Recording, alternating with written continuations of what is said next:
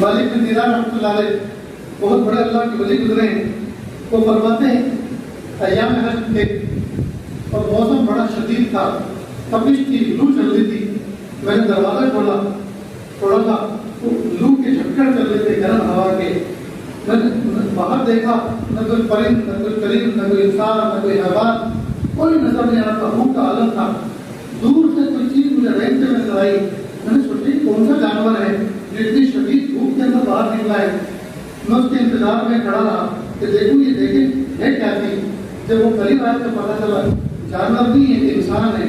اور انسانوں میں کوئی جوان ہے, دونوں پیروں سے معذور ہے, لگڑا ہے, گھسٹ گھسٹ کر چل رہا ہے. جب وہ بالکل دروازے کے سامنے آیا تو میں نے اس سے پوچھا یہ نوجوان پیشانی تمہاری جھلس رہی ہے, پسینے میں تم شرابور ہو, کس مجبوری نے آپ کو اس دھوپ میں باہر نکالا, اس مجبوری نے آپ کو چلنے پر مجبور کیا. کیا بس ادھر ہی جا رہا ہوں جدھر سب کا ارادہ ہے. یہ اشارہ تھا حج کی طرف. اس وقت لوگ حج کی طرف جا رہے ہیں, یہ شاہراہ حج ہے, یہ حج کا راستہ ہے, میں بھی حج پہ جا رہا ہوں.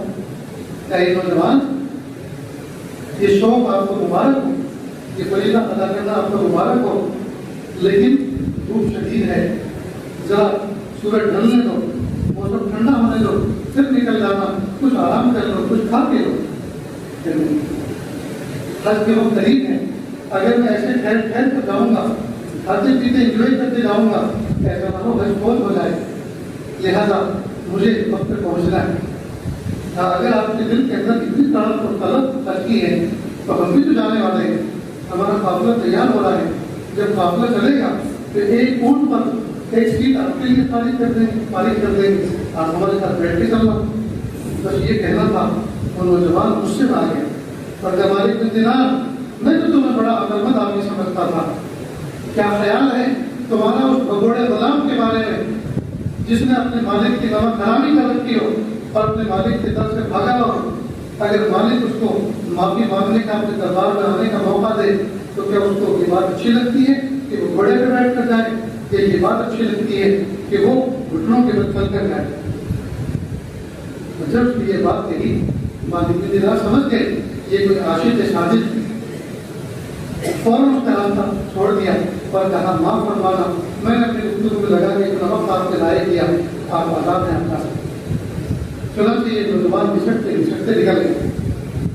8ویں ذوالحجہ, 9ویں ذوالحجہ, 10ویں ذوالحجہ. شیطان کو کنکری مارنے کے بعد مالک بن دینار کھڑے ہوئے تھے, ایک طرف مشورہ کر رہے تھے ذبح جانور ساتھی کون ساتھی کو بات کرے گا, کہاں کرے گا. اس نے دیکھا کہ ایک طرف کچھ مجمع کھڑا ہوا ہے. اب یہ زمانہ وہ تھا کہ بھیڑ نہیں ہوا کرتے تھے. اسے بھائی کیا بات ہے, یہ بھیڑ کیسی ہے. ایک نوجوان گیا, پلٹ کے جلدی واپس آیا. اس نے کہا حضرت ایک اپاہج نوجوان ہے اور بڑے عجیب و غریب انداز سے ملاقات کر رہے ہیں, محنت کو زیادہ پسینے میں شرابور, محنت کو زیادہ احرام پہنے میں عجیب و غریب انداز سے ملاقات کر رہے ہیں. تو مالک بن دینار کی چلو ہم بھی دیکھتے ہیں کون ہے. جا کے دیکھتے ہیں تو وہی اپاہج نکلا جو گھر کے سامنے ملا اور عجیب و غریب انداز سے اللہ سے ملاقات کر رہا ہے. آنکھیں بند ہیں اور ہاتھوں کا پیالہ بنا کر پھیلا رکھا ہے اور کہا پیارے اللہ, لوگ سواریوں پر چل کر آئے, اپنے پیروں کے بل چل کر آئے, آپ کے گھر کے طواف کیے. اللہ میں تو مر کے کٹ کٹ کے گھسٹ گھسٹ کے پہنچا ہوں. یہ میرے پیارے رب, میں نے آپ کے گھر کا طواف کیا, میں نے مینا کا قیام کیا, پھر میں نے عرفات کے میدان میں وقوف کیا, پھر رات بھر میں جا کر مزدلفہ میں ہر جگہ میں آپ کو راضی کرنے کی کوشش کی.